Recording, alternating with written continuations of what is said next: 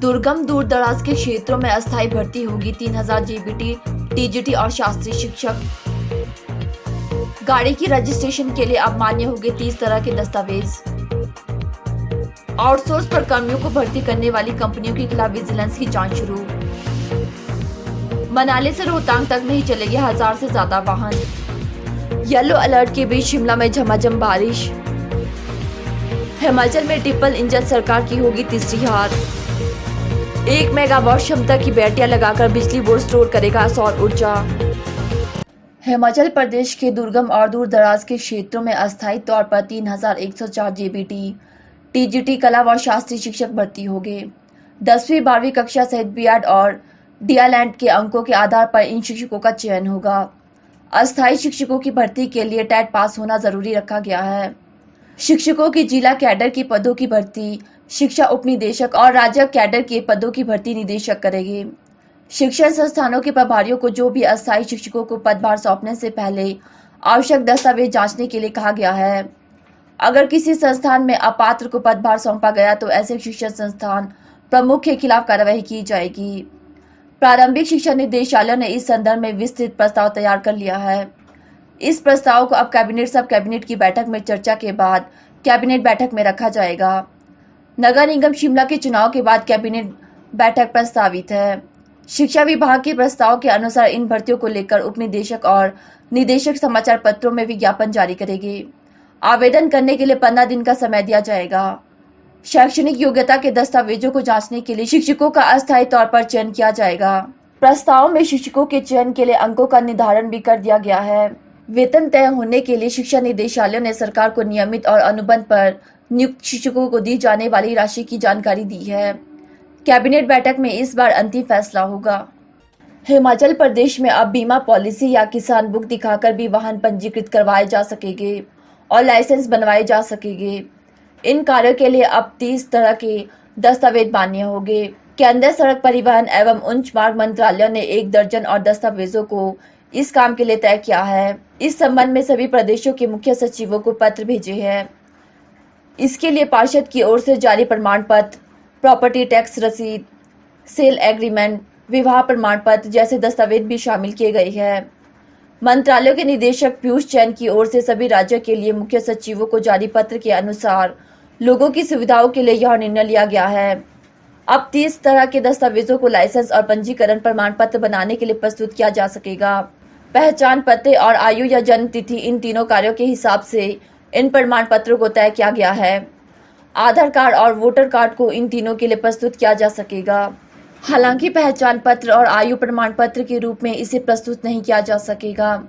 भारतीय पासपोर्ट केंद्र, राज्य, सार्वजनिक क्षेत्र के कर्मचारियों के लिए सेवा प्रमाण पत्र तीनों कार्यों के लिए इस्तेमाल किए जा सकेंगे। स्कूल लीविंग प्रमाण पत्र पहचान पत्र तो नहीं होगा, मगर पते और आयु की जानकारी के लिए प्रयुक्त हो सकेगा। जन्म प्रमाण पत्र आयु के लिए प्रमाण होगा। पैन कार्ड का इस्तेमाल केवल पहचान पत्र के रूप में हो सकेगा। राशन कार्ड की पहचान व पते के लिए उपयोग होगा।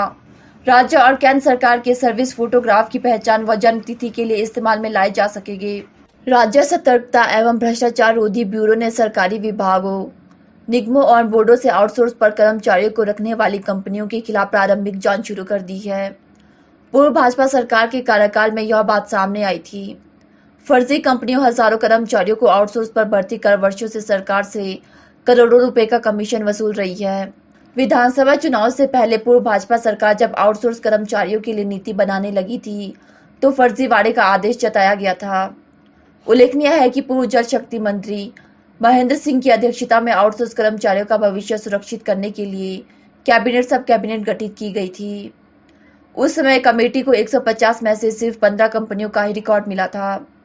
ऐसे में 110 कंपनियों पर फर्जी होने का आरोप है। विजिलेंस थाना बिलासपुर ने जिले में इसकी जांच शुरू कर दी है। प्रकाशित होने के बाद थाना बिलासपुर में इसको लेकर 4 फरवरी 2023 को शिकायत हुई है। इसके बाद विजिलेंस ने इसकी प्रारंभिक जांच शुरू की है।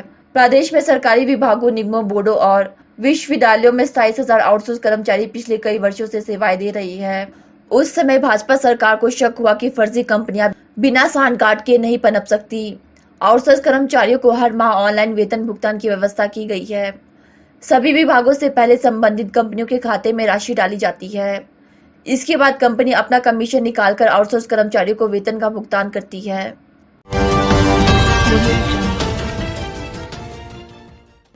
मनाली से रोहतांग तक 1000 से अधिक वाहन नहीं चल सकेंगे। नेशनल ग्रीन ट्रिब्यून ने हिमाचल टैक्सी यूनियन के आवेदन को खारिज कर दिया है। यूनियन ने मनाली से रोहतांग के लिए 5000 वाहन चलाने की अनुमति मांगी थी। वर्ष 2017 में पारित आदेशों को संशोधन करने के लिए यूनियन ने आवेदन किया था। ट्रिब्यूनल ने समक्ष आवेदन के माध्यम से दलील दी है कि गुलाबा मंडी और रोहतांग दर्रे पर अधिक पार्किंग स्थल की उपलब्धता है। पर्यटन गतिविधियों में वृद्धि के कारण ट्रिब्यूनल की ओर से स्वीकृत किए गए वाहनों की संख्या अपर्याप्त है, जिसे अब मनाली और रोहतांग के बीच प्रतिदिन 5000 वाहनों की आवश्यकता है। ट्रिब्यूनल ने यूनियन के इस आवेदन को खारिज करते हुए अपने निर्णय में कहा कि ग्लेशियर, जलवायु परिवर्तन और पर्यावरण को प्रतिकूल प्रभाव के कारण वाहनों की आवाजाही को बढ़ाया नहीं जा सकता। हवा की गुणवत्ता का बेहतर होना वाहनों के आंकड़ों को बढ़ाने के लिए कोई आधार नहीं है। ट्रिब्यूनल ने कहा कि प्राप्त पार्किंग स्थल की उपलब्धता होना उस स्थिति को बदल नहीं सकता, जिसके लिए वाहनों की आवाजाही कम करने के आदेश दिए गए थे। वर्ष 2010 में मुख्य न्यायाधीश के नाम लिखे पत्र पर हाईकोर्ट ने संज्ञान लिया था।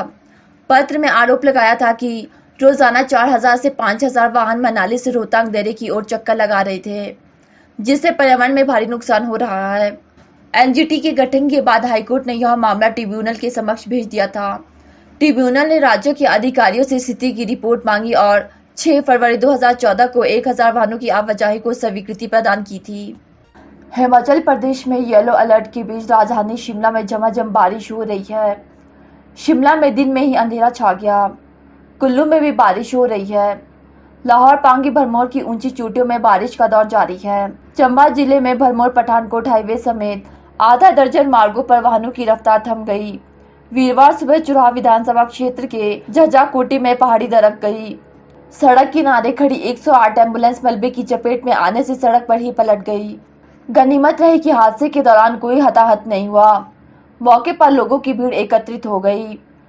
बीएमओ तीसा ऋषिपुरी ने बताया कि हादसे में किसी तरह की कोई जानी नुकसान की सूचना नहीं मिली है।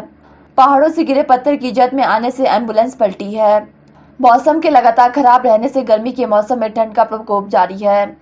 ऊपरी इलाकों के लोगों ने फिर से कोट, स्वेटर और जैकेट निकाल दी है। ताज़ा बर्फबारी के बाद मनाली, लाहौल और जलोड़ी दर्रा में बड़ी मात्रा में सैलानी पहुंच रही है। मंडी में बारिश व ओलावृष्टि से फसलों को नुकसान हुआ है। इससे किसान परेशान है। मौसम विज्ञान केंद्र शिमला ने आज भी प्रदेश के कई क्षेत्रों में बारिश और ओलावृष्टि की चेतावनी जारी की है।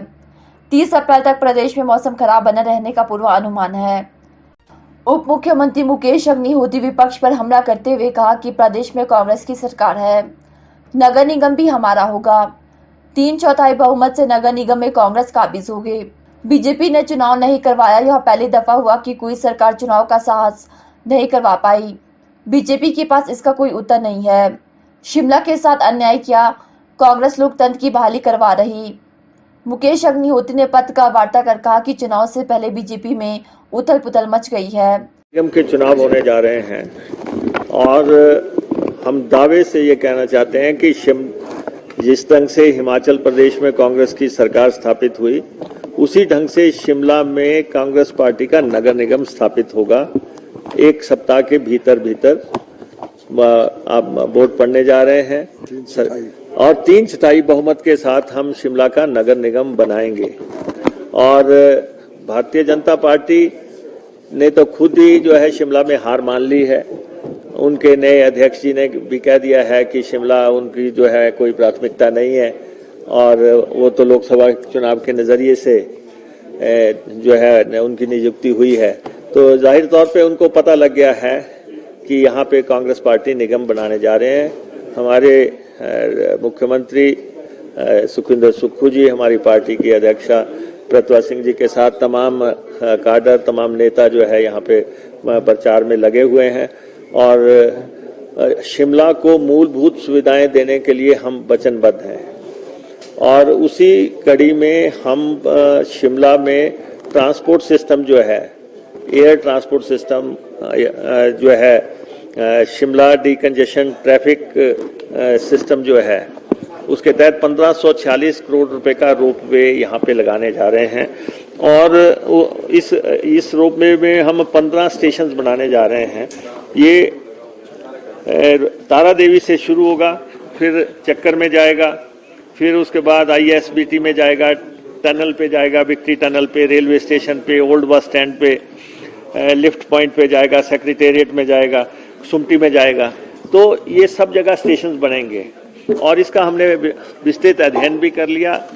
विश्व विख्यात कंपनियों के साथ जो है हमने उनसे बात भी कर ली, जो रोपवे की दुनिया के चैंपियंस हैं, लाइटनर्स हैं, डॉपलमेयर्स हैं, M&D हैं या पोमा कंपनी है, उन सारी कंपनीज के साथ हमने बात कर ली।